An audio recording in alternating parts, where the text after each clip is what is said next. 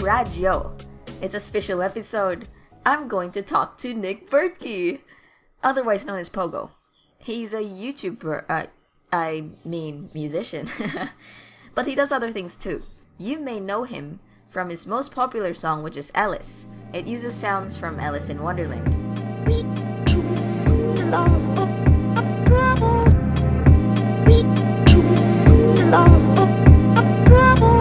But another popular one would be Living Island. Subject for today.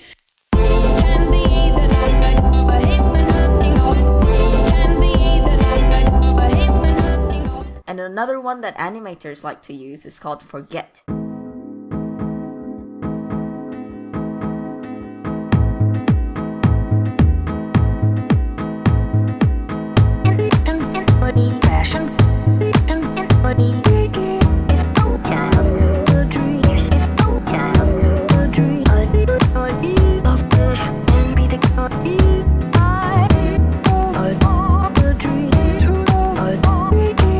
It's such an honor to have him here, so I hope you enjoy this episode.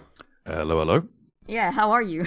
Yeah, not too bad. Yeah, it's starting to warm up in Australia finally. We've had a pretty brutal winter. Oh, really? I see. Yeah. So, how did you handle this situation in the midst of COVID? It's been a challenge. It's really hard to go into your studio and say, I'm going to be creative today. I think it has to happen more naturally than the circumstances of COVID really allow. You know, this whole COVID thing, I think the thing that makes it all even worse is the fact that it's really shown off in the media and in the news. So almost everything we see is negative. Like how many people die every day. I think that even if we don't seem directly affected by it, I think it might affect our brains unconsciously. But yeah, I think it's impressive how you still keep on making those music even though it's in the middle of all this. No, it's more difficult. I don't think it's just the COVID thing. It's also just getting older and finding other hobbies and things to get interested in. But without a doubt, it started off like, okay, we're just going to shut down for a few weeks and see if we can flatten the curve was the slogan or something. Yeah. And then it turned into months, and now it's been over a year, and East Australia is still going through the lockdowns. So yeah, and yeah, I think you're right. I think social media's people have always looked for a sense of identity, and they've tried to live their life on there and try to exist as a human being, which I just don't think social media really facilitates. It is worrying how much worse it's going to get. Did you ever see that episode of Black Mirror, which is 100 years in the future, or maybe even just 50. And everyone has a social rating system. So if you don't smile at the person who serves you coffee, they thumb you down. And that lowers your score as a person in society. And everybody ends up wearing this fake sort of pretend to like you kind of attitude. Because it's not really about being nice. It's about elevating your character.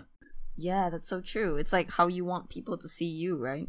Right. I think that most people on websites like that, they're saying and doing things to boost their profile and to look a certain way and to get more followers, to get more likes. Really, that's why you're on there in the first place, is because you get the dopamine hit. It feels good when someone likes something that you've said or done. I was very insecure and very self-conscious, and I had no idea who I wanted to be. And social media kind of gave me the ability to define myself, but it's not really defining yourself. It's kind of lusting after a definition from other people because they're the ones liking you and upvoting you. And without that, the whole system is kind of unattractive and pointless. It's unhealthy to be addicted to anything, right? Yeah. And if drugs are talked about, then so should social media be talked about. That's so true. Because it kind of is a drug. I think so much of your life comes down to habit development or habit breaking. Very often it's just you have to go the brute force method of just saying, I'm going to limit this to 1 day a week or 2 days a week, and then you minimize that, and eventually you won't really have the habit anymore. Where do you think is the best place to start with that, with distancing social media? What have you found challenging about it? I guess that's a good place to look. Is where has it been difficult? Did you take the apps off your phone? Did you go to that extreme? I think just set yourself a goal. Let's do 2 weeks. Let's just do 2 weeks without Instagram or Twitter or Facebook on my phone. Yeah.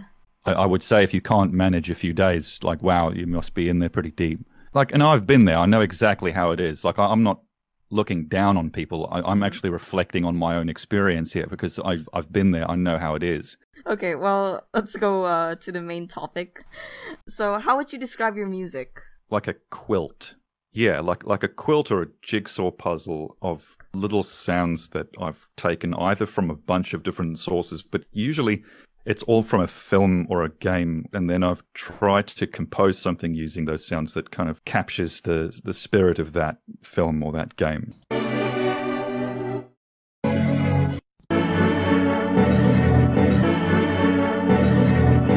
I shall never let. I shall never desire. I shall never making lots of. I shall never let them buy their wedding. I shall never love an absolute. So it's breaking it down into its molecules and then kind of rebuilding that. What is your mindset? Like, what goals do you have set when you're creating a track? It gets harder as you make more and more stuff. It's actually, whatever scares you is what you should really be doing. I started making music not knowing what the hell to do, but you get really good at that after 15 years. And I don't have goals. I try to leave my thinking cap at the door. So I don't really have goals. You shouldn't be thinking when you make art. You should be feeling. It's like growing a flower. You don't pull it up out of the soil. It has to grow, right? So all you have to do is just be there and nurture it. What track are you the most proud of? Yeah, Data and Picard comes to mind. Oh, yeah, that's amazing. Thanks. I think that definitely comes to mind because it was like I've made an actual song here. The video made it 10 times, like, even better. It's better to have loved and lost than never to have loved at all. Come cheer up my nights, come cheer up my nights. It's better to have loved and lost. That was overkill. It really was. Yeah, but it was fun and it was horrible at the same time. It's hard to explain. Oh, wait, what? Well, it's just, weeks sitting at a computer, like pushing keyframes around because I had to change the color of my eyes and there was all the green screening and I had to change the color of my outfit in half of the shots because I only had one color outfit on the shoot. Wow. Wait, so that's all editing? Oh, yeah, but... Oh, yeah, that must be tiring. Yeah, I don't think I can pick favorites. It's just, there's always stuff that you look back on and think, God damn, that really isn't that great. What you think about yourself or what you think is good or not, it also grows with you. Yes, absolutely. But, it's you shouldn't be hard on yourself, I don't think. You should just say, that's who I was yesterday. I'm someone different today. You're smarter today than you were yesterday. That changes hugely from year to year. So, while you're making music, what is the process that you despise the most? It's always like coming up with the original idea because it's only when you've got like a groove that really stays in your head all day that you start working on it. You should make music for yourself, I think, because it manifests your emotions in a way that nothing else can. What would you say is the main difference between making music today and 10 years ago? Ooh, yeah, that's a good question. Definitely the introduction of Melodyne and auto-tune. Like, I remember hearing auto-tune very briefly in one of those Cher tracks, Do You Believe in Love After Love or something. And I remember thinking, how the hell did they do that? Like, it's a voice, but it's what? It's synthesized? How? And now it's as common as grass. It's like paper. 10 years? Well, maybe it's more than, I think it's probably more than 10 years now. You did not have that luxury. You said before about Data and Picard, right? Like, you recorded and stuff, and yeah, I noticed from videos like Wizard of Me or, that, Data and Picard, Horrorland, even Absabloom, you definitely have skills and even passion in film. So, did you actually study it, or...? I think I've kind of taught myself most of what I've learned, but I did go to SAE for a couple of years to study filmmaking, and I don't know, it was great. I loved my teachers. It's really expensive for a diploma, and it's most of what you can learn on the internet. Besides music and film, what else are your interests? I love like 3D modeling and visual effects and things. Many, many years ago, long before music was a big thing for me, I would take characters and props and models and things out of this game called Half-Life 2. But I was taking these things out of it and then superimposing them into photographs of like my backyard. I had this method of capturing the light information of that environment. You know, photography kind of comes into that. And some filmmaking, I wanted to get into filmmaking, but I think so little of filmmaking is actually artistic, because when you make music, you get the results immediately. It's right there. There's your song as you build. Filmmaking is all micromanagement and people skills and logistics. Well, I think that you're really talented in many of the things you do. Oh, thank you. Thank you very much. No worries. I think that's about it. There are like 2 questions from people who want to ask you something. Okay. Do you feel Yeah, sure. Okay.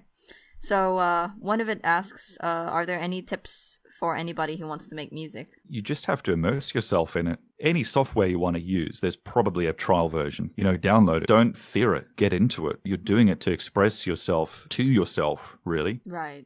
The samples you choose for your music will it'll define your sound. So build your own sample library. All right. I guess that's a good tip, yeah. One more question, which is, who are your inspirations? Oh, geez. Way back in the day, I think what really blew my mind was Acufin. And, you know, he would just hit record on his machine, and then he would just tune through the radio, and just anything that sounds good, he would chop those sounds up. And Acufin's music sounds like your radio tuner is possessed by demons or something. And yet somehow everything is melodious and rhythmic. It's just, oh my goodness. Well, thanks a lot for your time. It's been really great talking to you, and yeah, thanks so much for the time. It's been a really, it's really interesting chat. Glad you think so.